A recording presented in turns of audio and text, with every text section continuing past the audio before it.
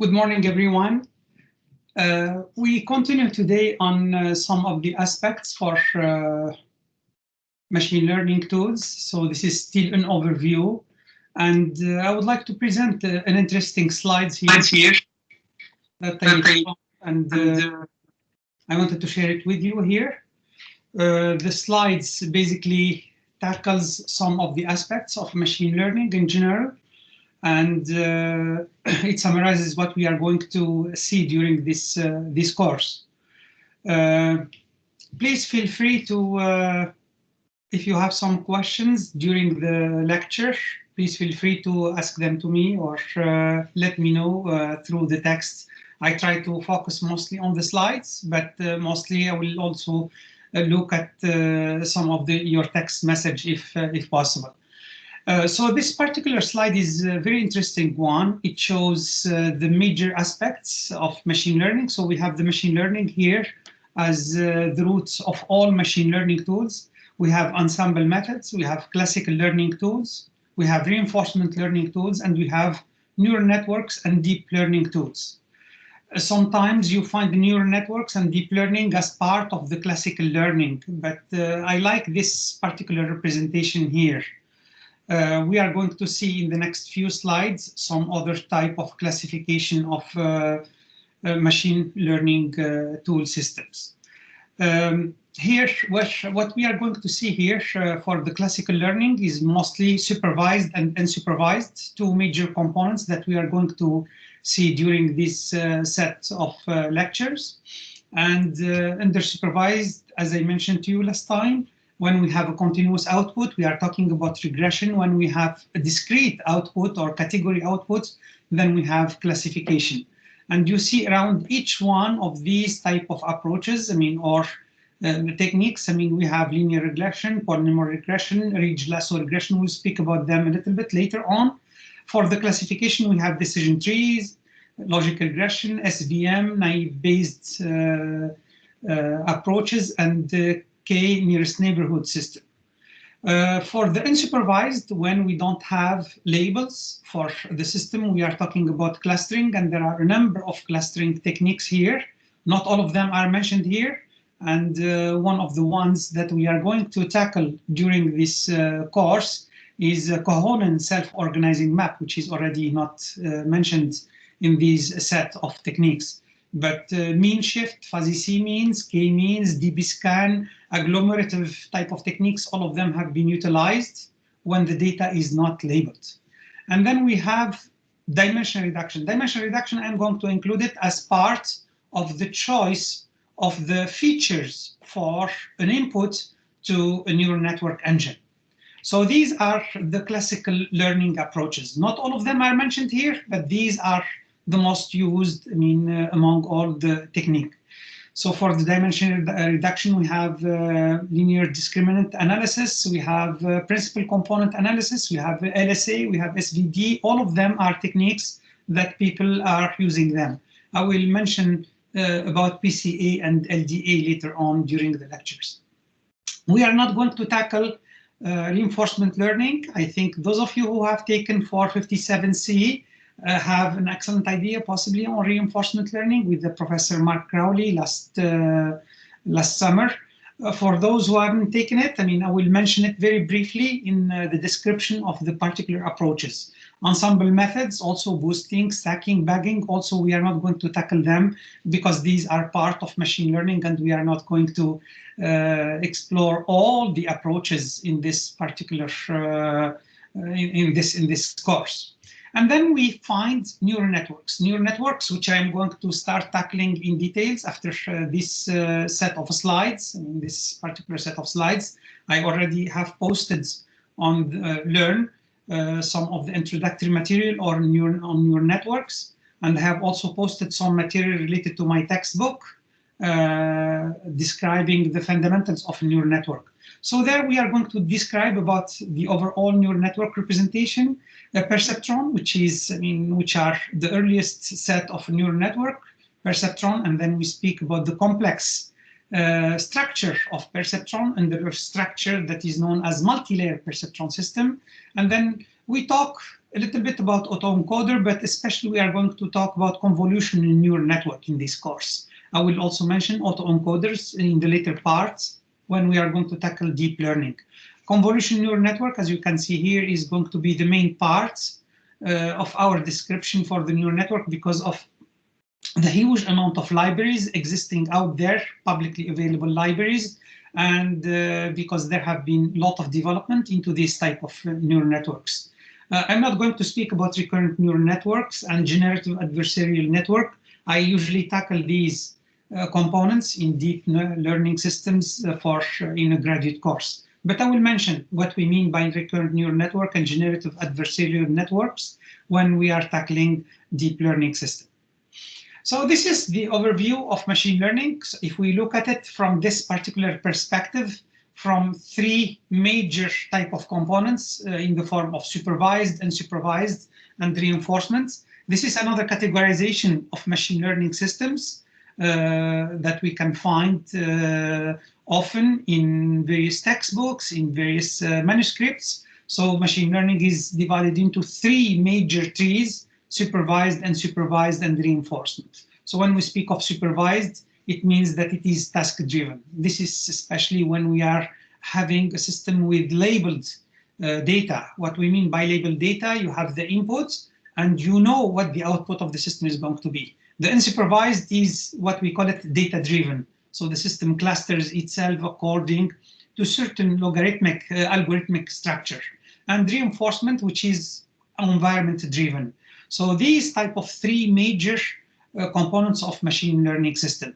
And then we have semi-supervised. Semi-supervised is very important and very interesting type of machine learning system. So I have connected them with the supervised and unsupervised simply because semi-supervised utilizes labeled data to create a model. From that particular labeled data system and the created model, we are trying to utilize it to create more labeled data for the components of the data that is not labeled. So we utilize the labeled data to create a model. That model is going to be used to provide us with an information about the outcome for the data or the output of the data that is not labeled. And we will talk about that as well later on. So let's look at the supervised learning system and what we mean by formally with a supervised system. Again, supervised learning system is when we are dealing with labeled data. So the labeled data here is given by the information given by xi's and yi's. So xi could be, a vector. Yi could also be a vector, which means a vector at the output. So xi is no other than the features or the inputs of an engine, neural network engine or other type of engines for which we are doing the supervised learning. Yi is the outcome. So it could be a category, it could be a cat, it could be an object that we are trying to recognize for an image recognition type of problem, or for a sound that we would like to recognize for speech recognition type of problem. And then we would like to build, so this particular F, which is the real world F that we usually do not know about. And we would like to create a model that is mimicking very, very closely that particular system. So F usually is an known type of mapping between the input set and the output set of the system. And during the learning procedure, we try to find an estimate of F or a set of estimates for F, and we would like to select the best among all these type of estimates. And these estimates are going to provide us with the very, very approximate outputs between the outcome of the system and the input to the system. So as you can see, the yi is the output and xi is the input, which are utilized here for the training data. So the learning is going to be done through the training data. So we create a model. We create a priori an earlier model of the system.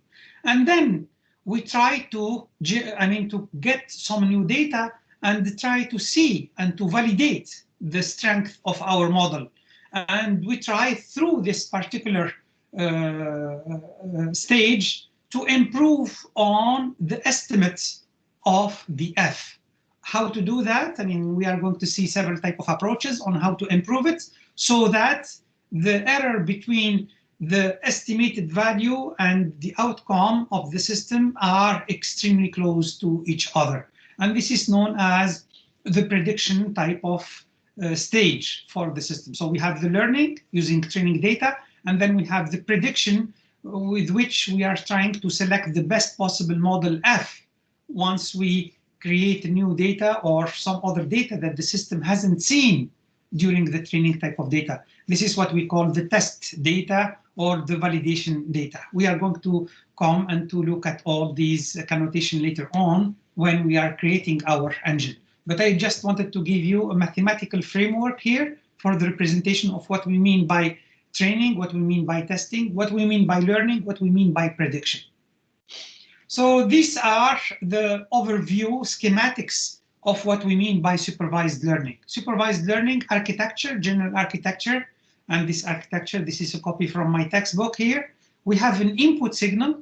So the input signal is usually in the form of the features that you are creating at the input of the system for which you are trying to get the model. So this model, as we said, it could be a classification or a regression model, depending whether the output of the system is discrete or categorical or continuous. And this system is going to be improved through a learning stage, through supervised based weight updating. And this is where machine learning systems come. So this is basically the block that is going to construct for us this model that we are looking for. So imagine that we have a system for which we know the input and for which we know the output. The model a priori in the first stage is completely unknown. So we structure it in the form of f hat or a structure of a neural network, as we will see it later. And then the system is going to provide us with certain type of outputs. That output, I mean, because the model is not very well trained, that output could be exactly equal to the target signal, which is the labeled output of the system, which is the true output of the system. And if it is not, then we take certain type of error here between what the system has given us in the early stage of training and what the system gave us as the real value. That particular error is going to be utilized to activate a machine learning algorithm. Mostly in the supervised learning algorithm with multi-layer perceptron, we are going to use the gradient descent. We will go into details on how to create this particular system.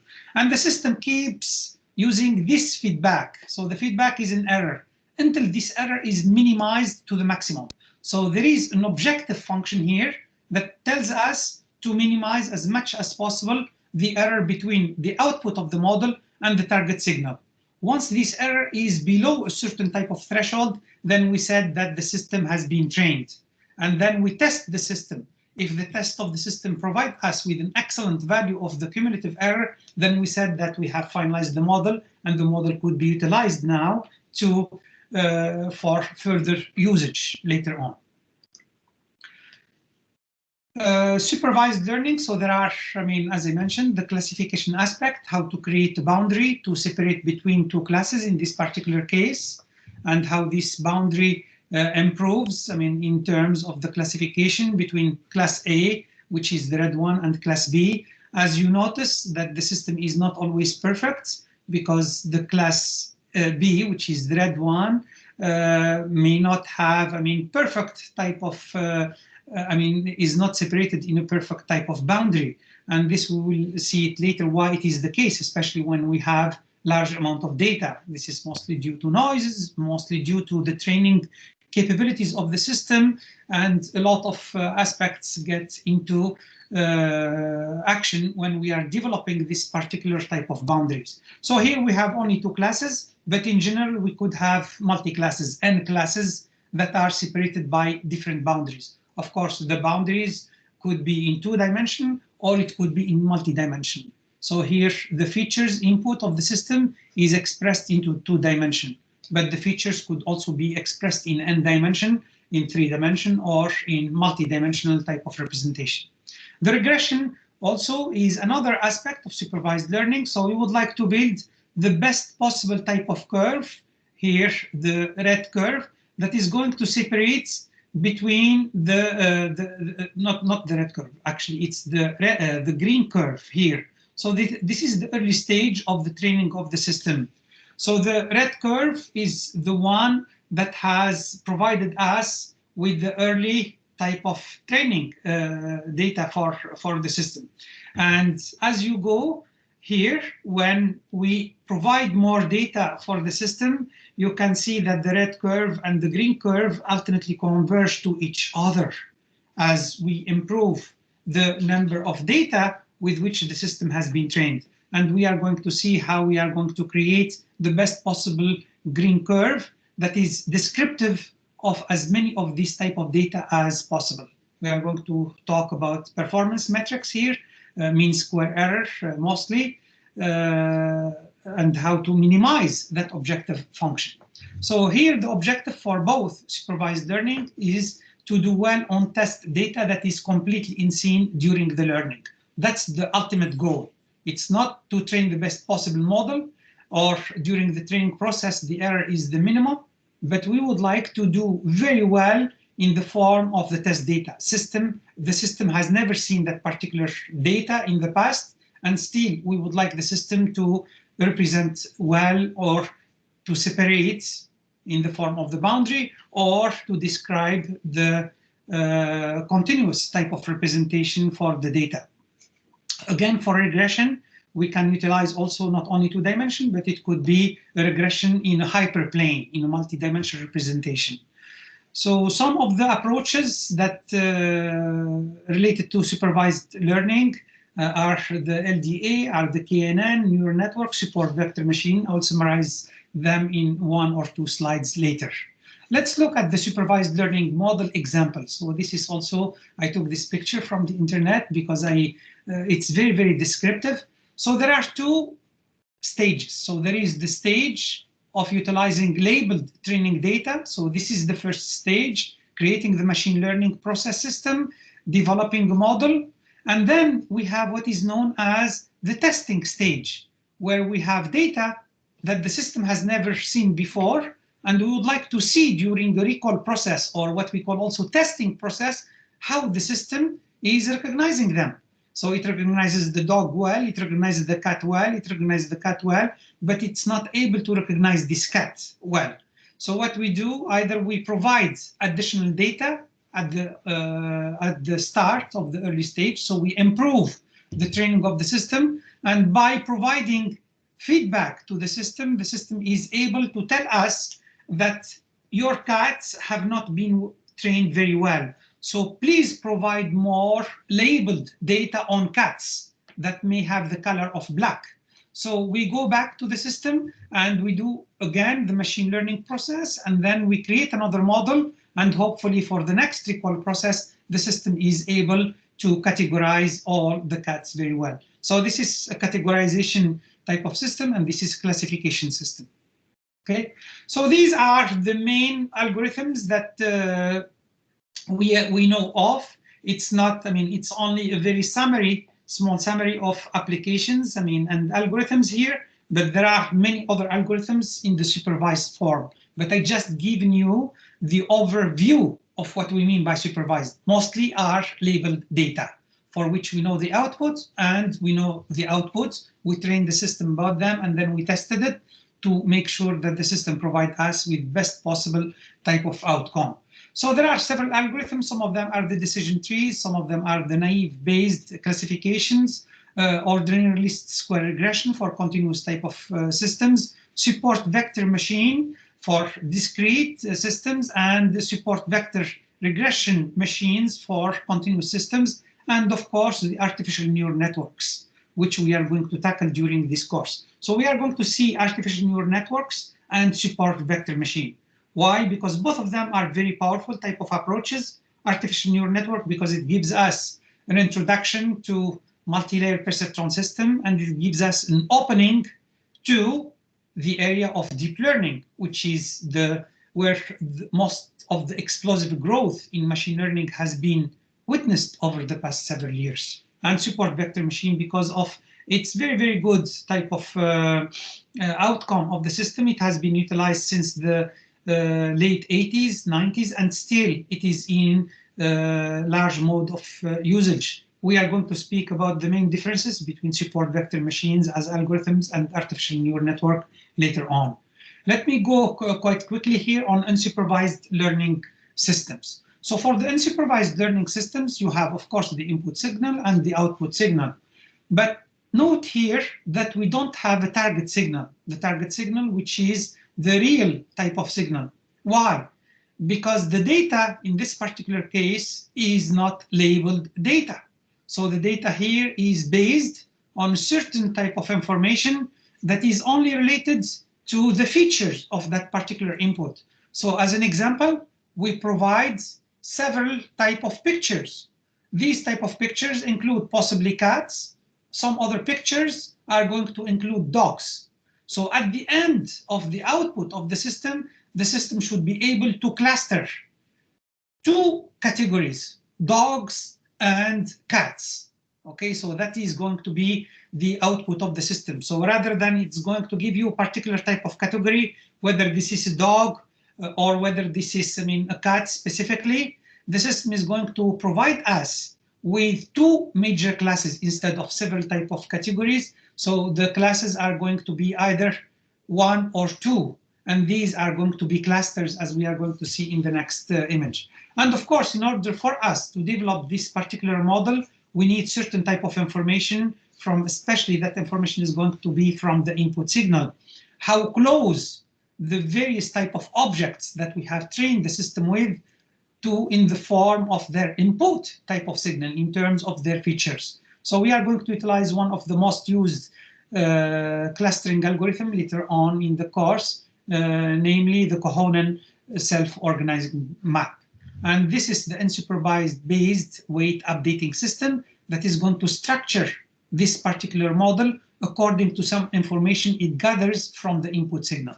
It's not able to gather it from other type of information because the data is not simply labeled. So this is an example of unsupervised learning. So you can see here clustering, and you can see here another application which is known as dimensionality reduction. And both of them have been utilized, as examples of typical example for unsupervised learning. So as you can see here in the clustering components, we have data that belongs to this cluster 1, and we have data that belongs to this cluster 2. So the system is not creating a boundary similar to what we have seen earlier. It's rather creating a cluster of data. So these type of clusters means that these type of data have similar type of structures. And these type of structures are represented here by their representation, which are the features. So this is feature 1 and this is feature 2. So as you can see, the blue are located with each other around this particular area, and the red are located in this particular area. So this could be an example of diagnosis of a cell. So if the cell has two type of features, and if it is located in the blue region, then you say that this cell is safe, that this cell, is fine. However, if the cells are located within this particular cluster, then you say that there are some deficiencies and the cell is ill, or there is a diagnosis of preliminary cancer or an existing type of cancer or other type of disease. The second type of example here is known as dimensionality reduction. How to reduce the dimensionality of the feature of the system from very large dimension to a smaller dimension. So here we can, this is a hyper dimension, so possibly it's dimension 4, dimension 5. So it's not visually represented here, but this is a high level dimension.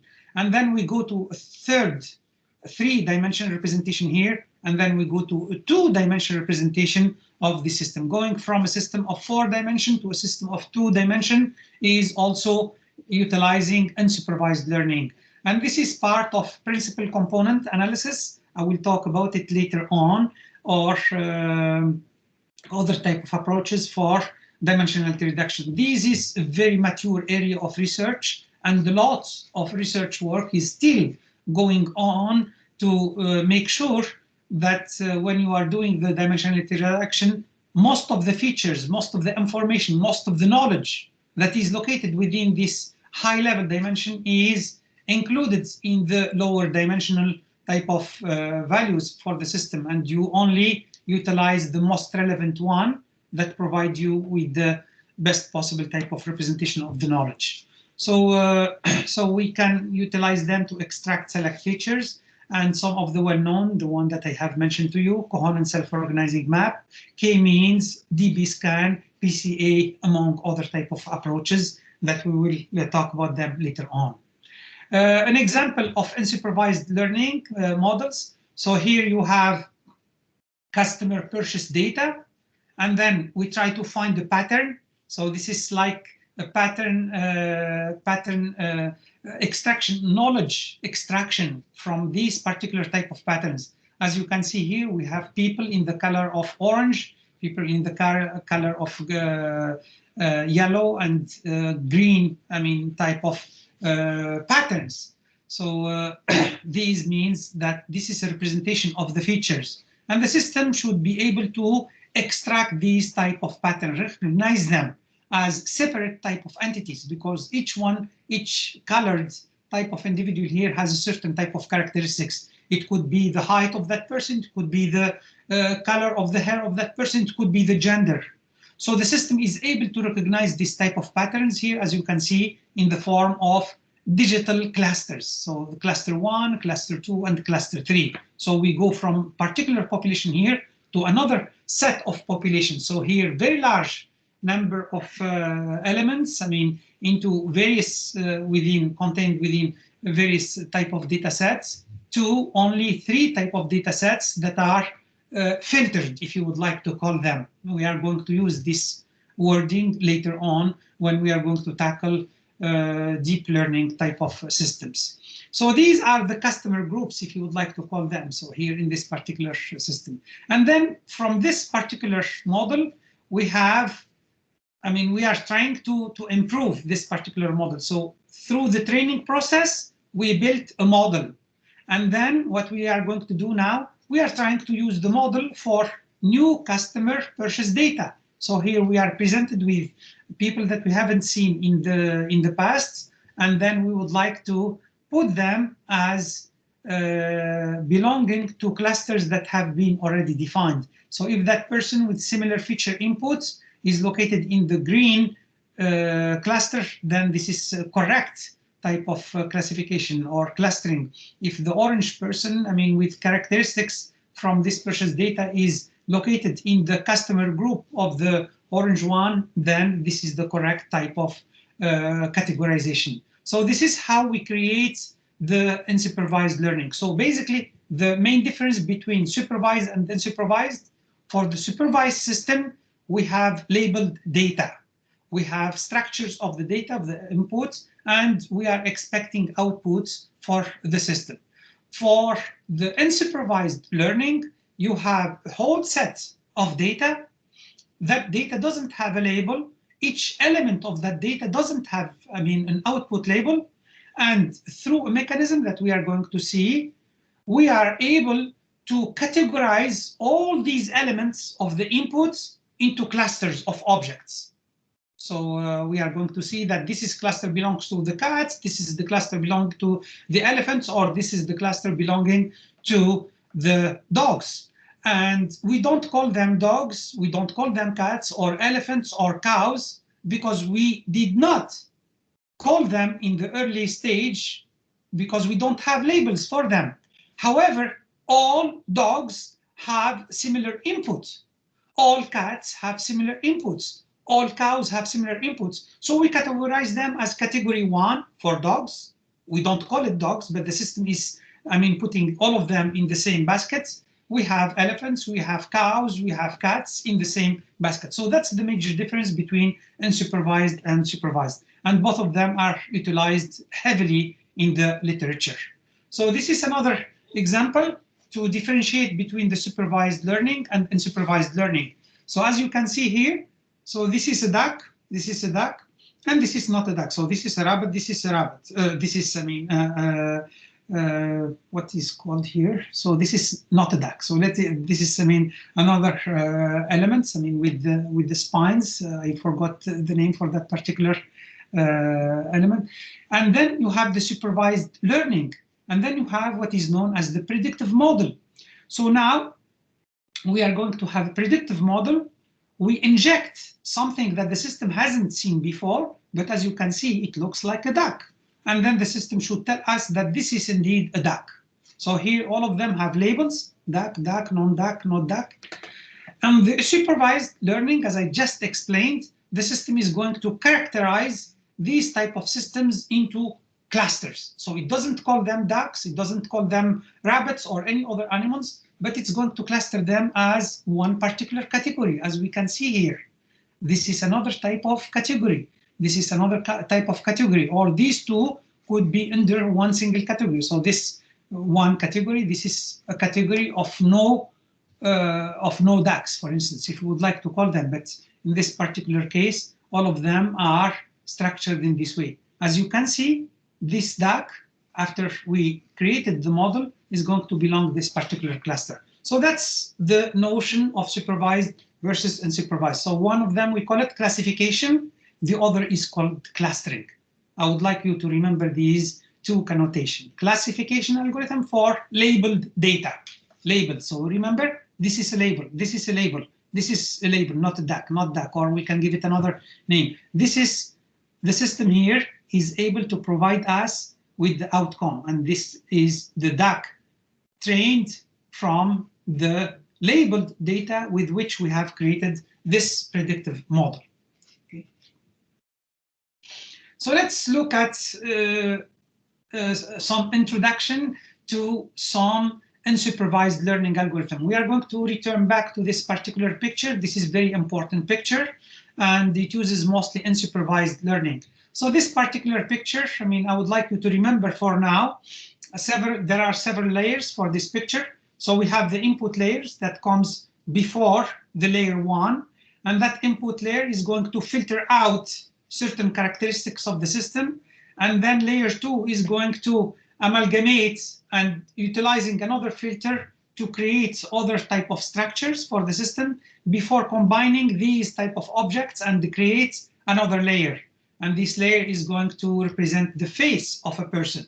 So this is going to be utilized later on for deep learning system, and I will explain it more in details. As you can see here as well at the lowest level, so here this is a speech recognizer system. You have phonemes, and then these phonemes are structured together to create a higher level of linguistic representation, which could be vowels, which could be consonant, could be words, or it could be set of sentences, or I mean a full sentence for the system for speech recognition or for natural language recognition. Some of these type of approaches for unsupervised learning, we call them unsupervised learning using this type of filter, are restrictive Boltzmann machine, autoencoders, convolution neural networks are among these type of approaches. We will come back to these ones at a later stage. Unsupervised learning algorithms, I mean, these are the algorithms, these are some of the applications. This is only for your knowledge. So coherent self-organizing map, which we are going to see during this course, it has been used for almost 30 years, and it is still being used for a wide range of application. There are the k-means application, the dbScan application, principal component analysis for data compression and for dimensionality reductions, autoencoders for speech denoising, image denoising, edge detection. We will come to the autoencoders later on when we speak about deep learning systems. So this is the semi-supervised. Semi-supervised, as I mentioned early on, are systems that have certain set of the data with label and the other set is not labeled. So in general, what we do, we create a model out of the label type of data, and then we utilize it to create labeled data from the data that hasn't been labeled automatically from the start. And this is very, very useful when the labeling of the data is expensive. So we utilize semi-supervised learning for this particular application. There are a number of approaches that have been utilized for semi-supervised learning. I will make certain type of example later on after we have gone to the backgrounds on supervised learning and semi-supervised learning later on. Reinforcement learning, which I'm not going to tackle in this course. Some of you who have taken the course 457C, I'm sure that you have learned a lot about reinforcement learning. But let me give you a small idea what we mean by reinforcement learning. So basically, it's composed of a software or a machine, a software agent or a machine, to learn its behavior on feedback from the environment. And as an example, the AlphaGo software that has been, the AlphaGo competition and many of the DeepMind type of software that has been developed by Google and some other companies are based on deep reinforcement learning systems. If we have time later on in the course, I will give you one or two examples about reinforcement model, how to utilize them, and how to utilize the deep structure of this reinforcement model. But what the system works, how it works for reinforcement model, you have an input to the system provides you outputs, and then there is a reinforcement signal that tells you that this output is correct or not. If it is correct, then the system is encouraging these type of outputs from this input signal for in the future processing. If this type of data is categorized as wrong by the reinforcement signal, which is the environment, then the system is going to red flag it and tells you that what you have categorized at this particular output is wrong and try not to do this error in the future. This is how people are training automatic chess player system, many other type of game systems through reinforcement-based learning systems. So in order to create a game system that is able to play with a human, it is based on reinforcement model where you play, hundreds of times or thousands of times or millions of times, and the system improves itself every time it has seen a particular pattern that worked or a particular pattern that did not work in the past. So the system remembers it and it will never redo it again. Reinforcement learning is a very powerful approach and is a major component of machine learning system. So this is the generic learning process. So this is also, I took it from the internet. It's a very good picture. So let me go over it, very, very quickly. You have the real world. The real world could be anything. It could be a sound, it could be an image, it could be a video clip. And then you have a measuring device. The measuring device is usually a sensor. It could be a microphone, it could be a camera, it could be a database that we have collected in the past. And then we do pre-processing of the data itself, cleaning the data and improving it, reject some of the data, extract the most relevant type of features, and normalize the data. We will speak about all these type of aspects later on when we are training a particular engine for predictive modeling. And then we have what is known as dimensionality reduction. Dimensionality reduction is a very important component, and this dimensionality reduction allows us to extract the most relevant type of features for the system. So it is known as feature selection. So we have feature extraction and feature selection. We will talk about that also in details later on. There are two components very important in the field of machine learning system. So the feature selection means that we are selecting the most relevant features that have impact on the outcome of the system. Sometimes when you are presenting the system with very high dimension type of feature as a data of input, the system is not going to work very well.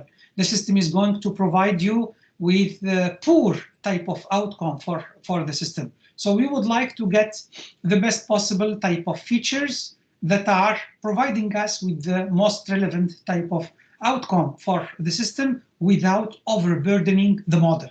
So this type of feature selection is going to serve as the input for the model learning, and this model learning could be perceptron, it could be multi-layer perceptron, or it could be a deep learning model similar to convolution neural network or restricted Boltzmann machine or an autoencoder. And then we come to the model testing. So before we release this model, which is used for regression, clustering, or description, we do what is known as cross-validation. We do as bootstrapping. We do, regularization in order for us to improve this testing model. As we are seeing later on, if the testing model results are not good enough with data that the system hasn't seen before, then the system is as good as not having a good model. So this is very important component, and I'm going to focus on how to do it well during the training of a machine learning model using a special neural network system. And of course, then we have the analysis results. Analysis results, it provides us with a performance metric to tell us whether the system has performed well or whether the system has performed in average or below average, and then what type of improvement we can provide the system. Either keep improving the model, either providing more data to the system, or improve what we call the hyperparameter of the model. Hyperparameter of the model usually are improved within this particular stage, taken from this stage and improved through this particular stage. So this is the final outcome of the system. Once we are secure about what the system provided us with the final results, then we take this model, the model which we have improved a priori, and then we utilize it as our predictive model. So that model could now go outside and could be utilized in real world type of application. So these are the major applications of machine learning systems. So we can categorize them into 4 major categories: the supervised learning, unsupervised learning, semi-supervised learning, and reinforcement learning. And as you can see, a number of applications for each one of them. And these are very, very small number of applications. So this is only for illustration purposes to have a good idea of what these machine learning algorithms. So in summary, machine learning systems is a set of computational tools that are utilizing data for particular type of purpose to develop predictive model, which could be utilized for categorization when we have discrete type of outcome, or for clustering type of purposes when the system is not labeled. So these are the 2 major ones, the supervised and unsupervised. The semi-supervised system is when a system, we have huge amount of data, but a good chunk of that data has been labeled. So we utilize that model to train it, to use it, to test other type of data that are not labeled.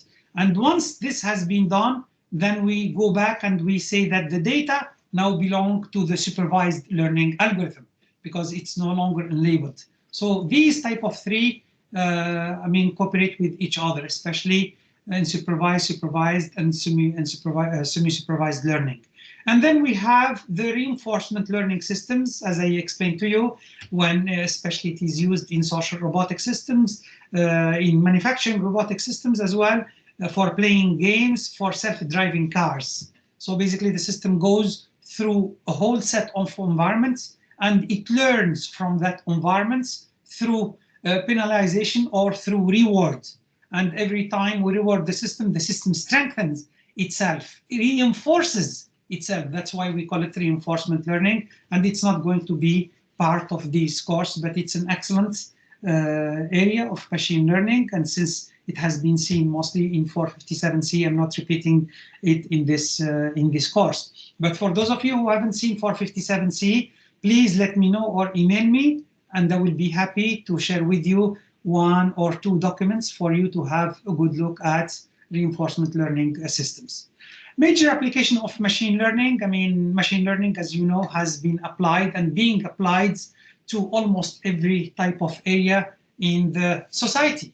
So from insurance companies, transportation, education, energy, media and entertainment, healthcare, energy and utilities, manufacturing, banking and securities, almost every area of real world type of implementation, machine learning are being utilized. And I would like to re-mention it to you that most of the tools that you are seeing nowadays in many of these type of industries are related to deep learning systems. The majority of the growth that is registered over the past 10 years has been related mostly to deep learning algorithm, and that's why deep learning algorithms is becoming essential type of tool in teaching of any type of courses in the field of machine learning, in the field of computational intelligence, or even artificial intelligence. Artificial intelligence nowadays, I mean, a number of professors, they do not usually teach machine learning per se in deep details, but now artificial intelligence courses, I mean, those that have been updated and upgraded over the past few years, they contain half of the material on deep learning and machine learning type of tools. So this to give you an idea of where things are with respect to deep learning and machine learning system. So why researchers keep developing new algorithms? So I would like to conclude with the next few slides and to mention to you where things are heading. So there is no best algorithm for all applications. As we are going to see in this course, there are so many type of algorithms that could be utilized, but some of them are more successful for certain application than other applications, simply because there is not one single algorithm in the field of machine learning that could serve the overall application. And one of the examples that we've seen a few slides ago is mostly related to the notion of supervised versus unsupervised. So if you have a lot of data that is labeled, then utilize supervised algorithm. If you have a lot of data that is not labeled, then utilize clustering type of algorithms. If you have part of the data labeled and part that is not labeled, then utilize semi-supervised. So advances in big data storage and processing powers of machines, similar to Hadoop, MapReduce, and new generation of these type of software, allowed us to explore more complex machine learning tools such as deep learning. Why this is happening now? It is happening now because of the availability of big data storage. We did not used to have this type of capabilities. We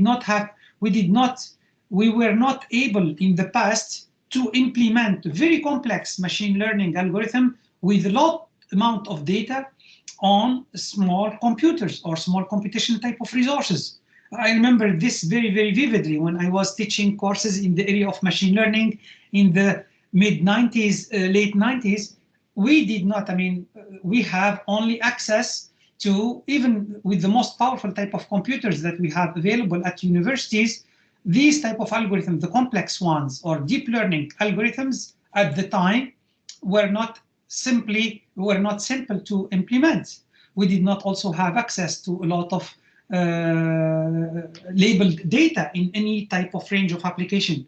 So even though deep learning has been discovered in the early 1990s, which is almost 30 years ago, we have seen the fruit of deep learning algorithm only the past 5 to 10 years. Why? Because we have convergence of three major things. The first one, access to big data storage, computational resources, and processing power, the clouds, powerful machines to do the processing. Access to very streamlined algorithms in the field of deep learning. So deep learning algorithms that were created in the early 90s or the mid 90s have improved since then to satisfy the distributed aspect of computational type of system. And the third aspect is the availability of data. Data now is becoming more available to the masses.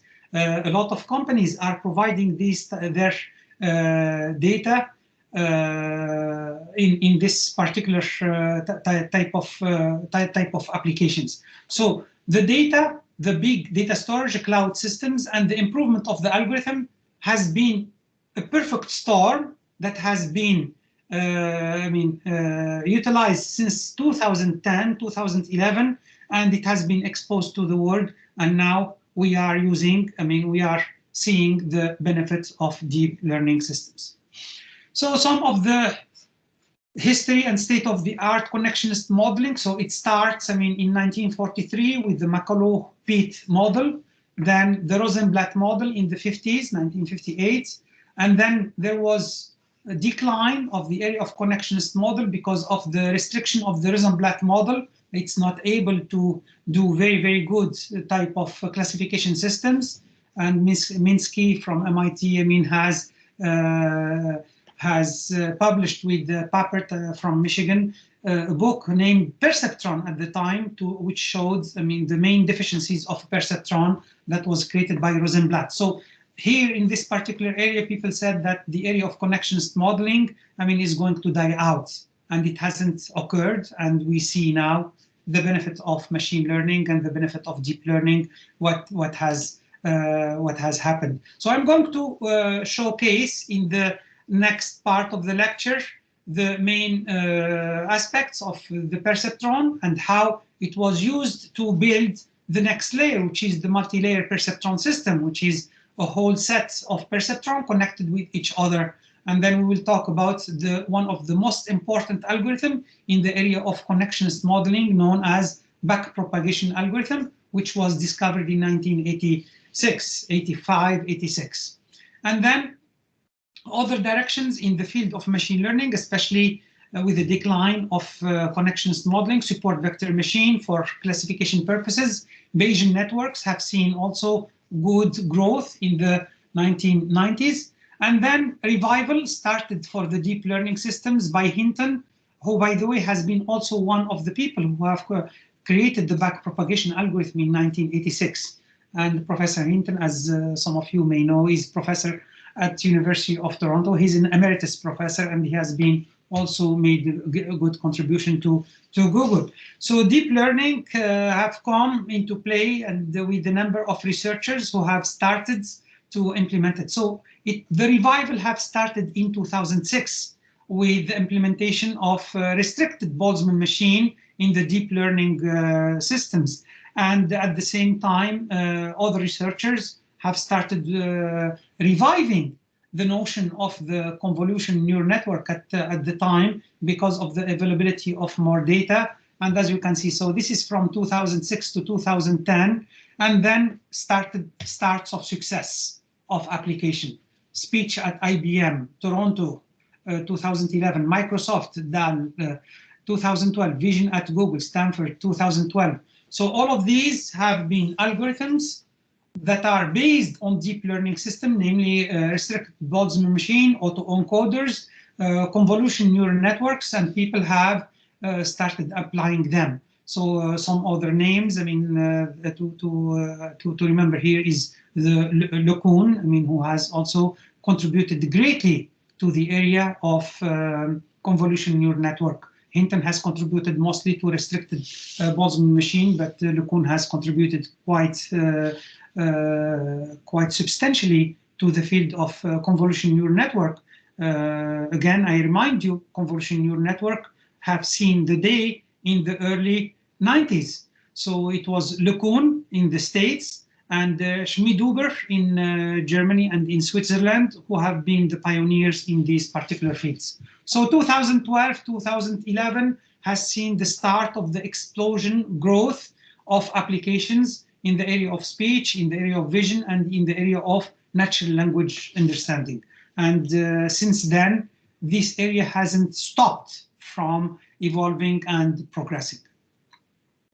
So I'm not going to go over the details here because we are going to see it in the lecture, but this is the origin of connectionist modeling, the original perceptron developed by Frank Rosenblatt, and then the multi-layer perceptron. So you can see the distance here from 1970s to 1986, almost 16 years before scientists were able to make use of useful connectionist model. The first connectionist model that is being used was the multi-layer perceptron, and I am going to spend part of our lecture on understanding what happens with the multi-layer perceptron, what are the effects of the hidden layers for the multi-layer perceptron system. So that is going to be the scope of the next lecture. So, so without going over the details, but the perceptron system, as we see here, has a very simple type of surface for training. So it is one particular neuron I mean, that is have a certain set of inputs, it has a certain set of weights, and it has what is known as weighted sum, and then a filter function that is able to classify the data in one side or the next. And in 1971, this particular model was shown that it's not able to satisfy the exclusive OR function, which is given here. So the system was able to solve the problem of the AND connective, the OR connective.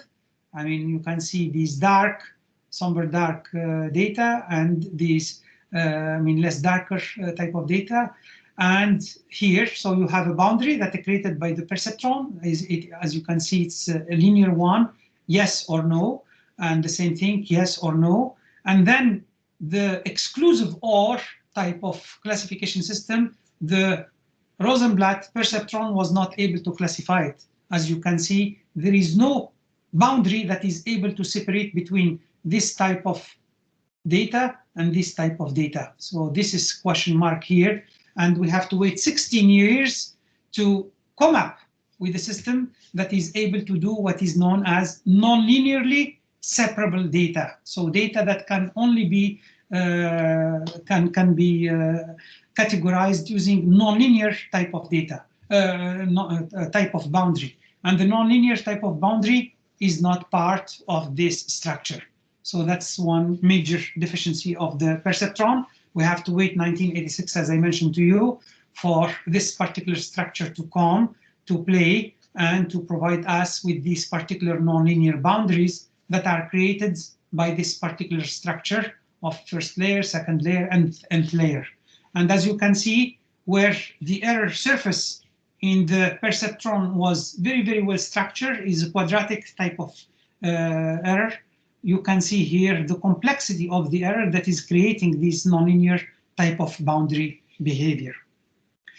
So limitation of shallow networks, whether the perceptron or the multi-layer perceptron, comes in the form of what is known as the curse of dimensionality. So curse of dimensionality, I mean, is a well-known word, especially in the machine learning fields. When you have certain set of data, and this data has very high type of dimension, then you have to create very large type of structure for the neural network. So instead of having, I mean, 3 elements here, you are going to end up with sometimes hundreds or 200 type of input data if we are not able to select the best possible type of features, if we are not able to extract the best possible feature. So for a particular image, high definition image, you end up with sometimes millions, literally millions of input data. And these structures, I mean, makes the usage of this type of multi-layer perceptron extremely difficult. Why? Because the error surface of the system is going to be multi-dimension, is going to have a dimension of 1,000,000 dimensions. So here you can see it is a 3rd dimension, and you see the complexity of the system, let alone when you are dealing with an error surface of million type of dimension. So this has been one of the major issues for shallow networks. Local optimum issue, when the error surface becomes quite complex, you have the problem of reaching the global minima. This is a major issue that we are going to find and to try to solve when we are tackling the multi-layer perceptron.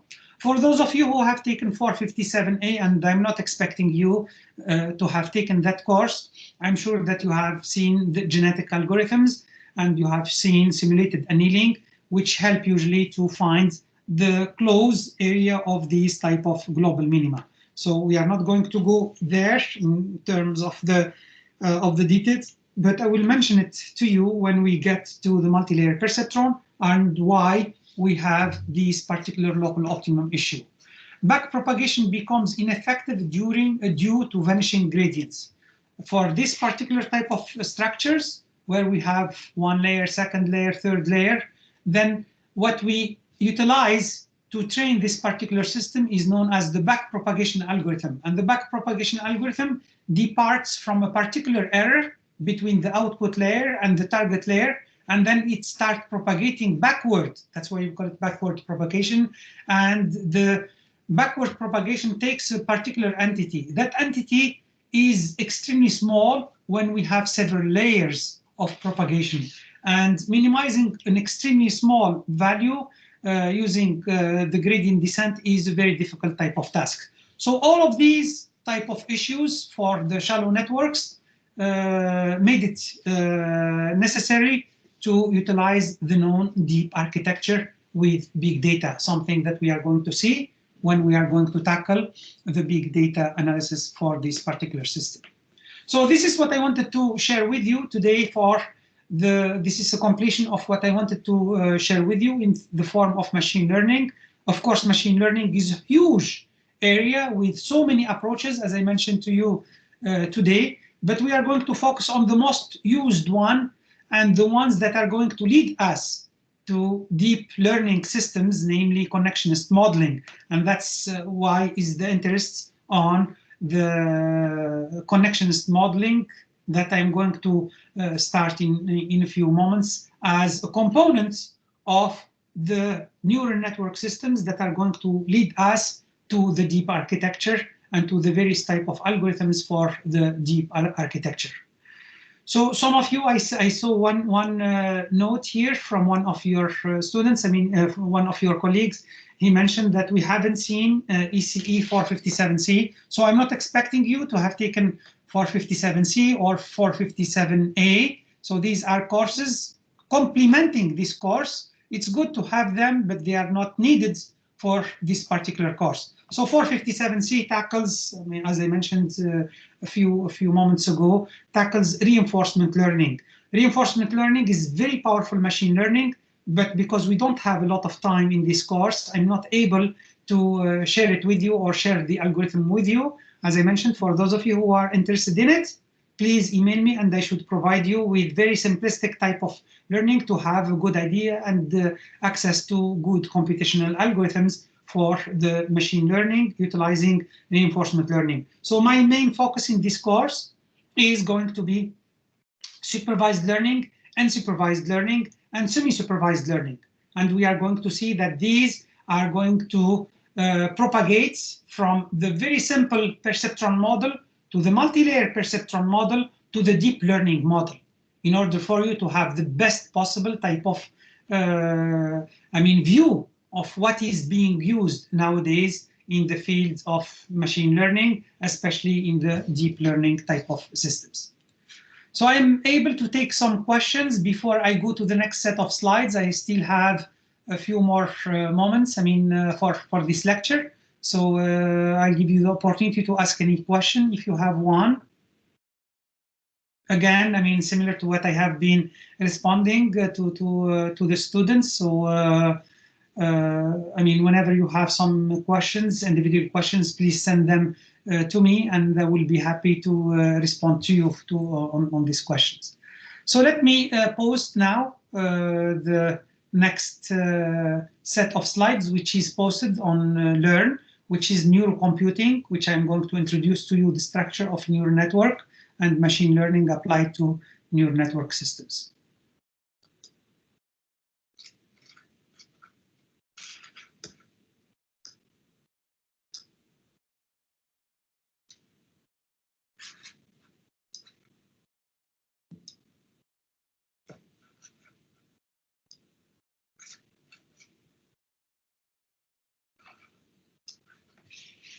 So this is the next part of what we are going to see in this course.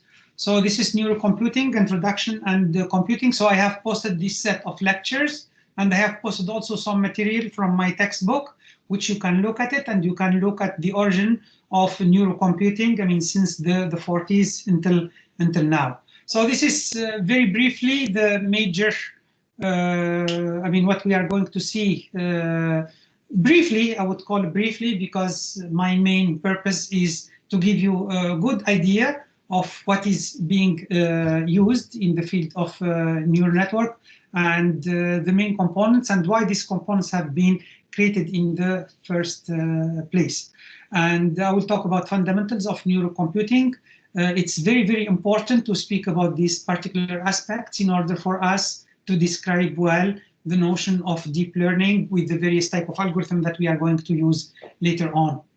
So artificial neural network, as I mentioned to you today in the early part of the lecture, is a suite of tools that are part of machine learning techniques. So machine learning techniques is a set of tools, computational tools, as I mentioned, with higher level representation. And artificial neural networks is a subset of machine learning type of tools that are using what is known as connectionist modeling. What does that mean, connectionist modeling?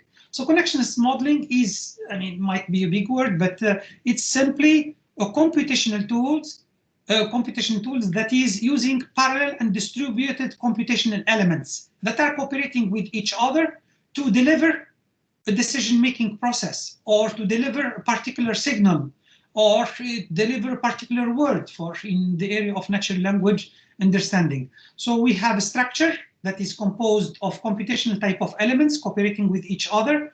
We have this particular with the particular architecture. This architecture is underpinned by a learning algorithm. This learning algorithm could be supervised, unsupervised, or reinforced.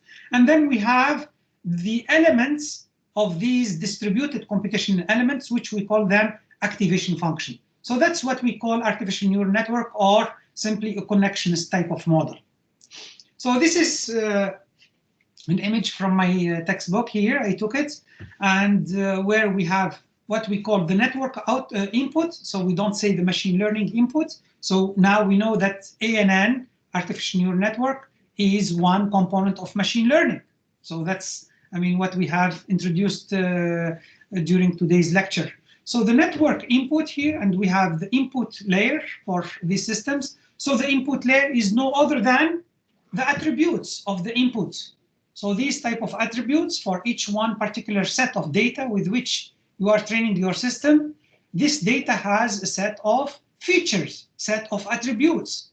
So similar when you are describing a person. So if we are describing a person, the attributes of a particular person could be the height of the person, could be the color of their eyes, it could be the weight of that particular person, it could be the type of hair of that particular person, and you can put a number of features about that particular person, and you say that this person is potential player for basketball team or not, or this person belongs to a certain ethnicity. So you can make a lot of output, network output for classification of people. The same thing when you are describing an image of an animal, to say this is the format of a cat, or this is the format of a cow. Cat and cow have several different features when we describe them. The weight is one, the size is another one. Both of them walk on, I mean, four legs, but I mean their heads have different dimensions, the structure of their heads. So the system is able to classify them according to these, what we call them, attributes. Okay, so this is the set, and then we have the internal structure of the network. So these are the elements. We call them neurons. So why this particular structure and why we call them neurons? Because the early onset of this particular system was meant to represent or to mimic the behavior of the brain of the human. So neurons, I mean, in the form of the neuron of the brain of the human. And then these type of neurons are connected with each other. So this has never been the structure of the brain of the human, or even part of the brain. But I mean, this is the early structure of a very simplistic type of neural network, which has given rise to a lot of good results, I mean, in the early days, and even now for simple type of applications. So this is a very important thing to understand. So these neurons are connected with each other in a certain type of way, and to generate for you a certain type of output. So this output could be 2-dimension, it could be 1,000 dimension, it could be 1,000,000 dimension, depending on the categories of your system. So this is what we call the output layer and the network outputs of the system. So this type of connections between the various type of neurons, so if we magnify the connections between both of them, so we see that each node or each neuron has a certain set of inputs coming from the previous layer. These type of inputs, I mean, they are going to be weighted. Each one of them is being assigned a weight, which are going to be the main parameter of the system, as you can see them here for this particular node. So each input has multiplication by a certain type of weight, and then they are summed with each other. So there is a summation of all these type of inputs to provide, and then there is a filter, which we call it activation function here. So the filter could be a discrete function, it could be a function that's to provide you whether you belong to that particular category or not, or it could be a continuous filter. We are going to see this type of activation function. And then the system delivers an output of this particular node. So the output of this node is going to be utilized as the input to the next node. So the output of this particular neuron has been utilized as input to these other type of neurons that are occurring in the subsequent type of layers. So origin of neurocomputings, they have been originally designed in the early 40s for simple pattern recognition purposes, very, very simplistic one. Why is the early 40s? Remember last lecture when we spoke about two major things happening in the early 40s, 1940s, and it is very important to know about the history. So there was the computer of von Neumann computer, the sequential computer, the one that we are utilizing in everyday life. I mean, the PC is based on sequential type of computing. Many of the software that we have utilized over the past several decades, I mean, are sequential computing system. And then there are the distributed type of computational models that are based on artificial neural network. And the early people that have worked on that were Macaulay, Rosenblatt, and the likes. So they have evolved so much since then to include other applications. So the good thing about it is that nowadays we are seeing the power of the cloud systems that are utilizing sequential type of computing, and we are utilizing also deep neural networks that are utilized for many type of applications. And in nowadays major applications, we see that both of them are cooperating with each other.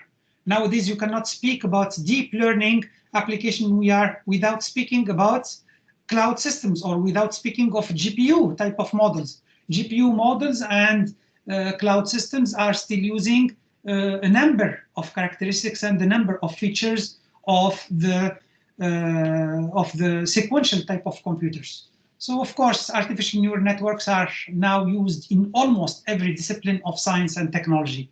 Any area of science and technology nowadays are using a certain aspect of a neural network, whether it's, I mean, sophisticated type of neural network structures, such as deep learning type of structure, or even some early version of neural networks. There are many companies nowadays that are still using neural networks that have been developed 10, 15 years ago, because for their particular application, they don't need to change the structure. They are very useful for their particular application.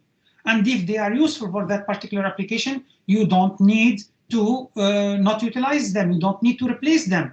However, for applications where the data is excessive and where the data could contribute to the extraction of knowledge from this particular data, then you need to utilize the latest type of algorithms, namely deep learning, which we are going to look, I mean, once we are done with the representation and the introduction of shallow computing, neural computing systems. To end this lecture, so I would like to mention that artificial neural networks are characterized by three major components. The first one is the architecture, the second one is the type of activation function, and the third one is the learning paradigm. Three major characteristics that characterize any connections type of models. So if you look at this particular topology, which is known as the feed-forward flow of information topology, you can see that the information comes from the input, it goes through the structure of the internal structure of the neural network, and the information goes only in a forward manner. And there is a main reason for that. We are going to come back to it later when we are going to talk about backpropagation learning algorithms. And then the system continues its structure until we reach the network outputs. Even the most sophisticated type of deep learning structures, type of deep learning algorithms nowadays that are being used by major firms are still using the feed-forward flow. There are structures, and I will mention some examples later on when we are going to tackle deep learning systems that might use certain type of loops in the deep learning area, but they are very, very minimal. So this is one particular structure where we have the feed-forward flow of information for dynamic neural network with input to output structure. And then there is the recurrent flow of information, where the information could, go, forward, similar to here, to go to the output, and then the system utilize a certain type of feedback, okay? Certain type of feedback. So this is what is called recurrent flow of information. Recurrent flow of information has given rise to what are known nowadays as recurrent neural network. Recurrent neural network are very powerful nowadays for speech recognition, for natural language understanding system. I will give example 1 or 2 later on in the course, but the application of these type of recurrent neural network is another major class of deep learning systems. So there is the CNN, the convolution neural network in the deep learning systems, and then there are the recurrent neural network systems that are utilized for systems that are dynamic in nature. What do we mean dynamic in nature? Systems that are evolving. When I am speaking, when I am uttering a word is composed of a certain set of consecutive type of vowels and consonants. So this particular set of consecutive things have to be addressed. And when I am speaking a sentence, the sentence has to make sense. So I have to speak these type of utterances in the order of words. And this type of order of words has a lot of importance when we have to store them and to make sure that word is spoken after another word.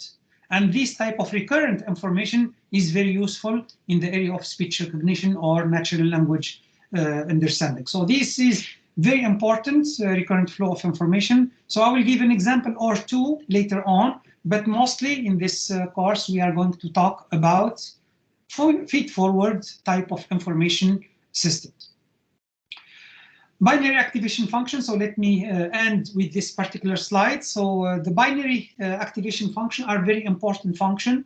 So whether for the smallest size neural network or for mid-size neural networks such as the multi-layer perceptron, or for the deep learning structure systems. So there is the step function, the signum function, where you have possible output for the system, the value of 1 or -1.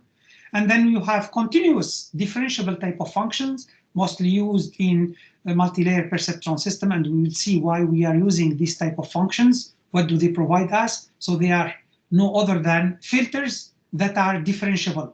And when we speak differentiable, so they are very much used in algorithmic representation of systems such as the gradient descent. Other type of differentiable functions, the sigmoid derivative functions, and the linear function, which is only differentiable once, because the next derivative becomes value of 0. However, the sigmoid derivative, the sigmoid function, the hyperbolic tangent function, are infinitely differentiable functions. So we call them smooth functions. Okay, so I will start talking about the learning paradigm next lecture. So for now, I would like to conclude the lecture. I might take 1 or 2 questions before we go, and I would like to end the lecture now. So please, if you have any question or anything, you can ask it now, or you can send me by email, and I will be happy to respond to you. My TA and myself are happy to respond to any questions you might have. I have activated the Piazza system, so you can also ask your question on Piazza, and I will be happy to respond to you.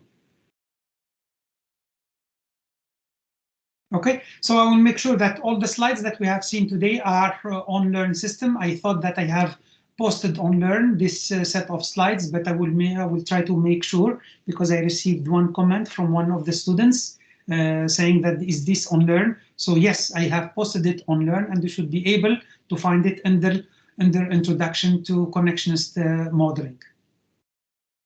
Okay, so if you don't have any questions, I will post this lecture later on today, And thank you again for attending today's lecture. And I will mention also some information on by email to you about the tutorial session that we are going to start doing later this week by Mahmoud, and we will post it as well. I don't think that we are going to have it, I mean, one-to-one, so I'm asking Mahmoud to create a recorded lecture, and then we will post it as part of the lecture material and the tutorial material. Thank you very much again if you don't have any question, and I will see you on Friday. Have a good day.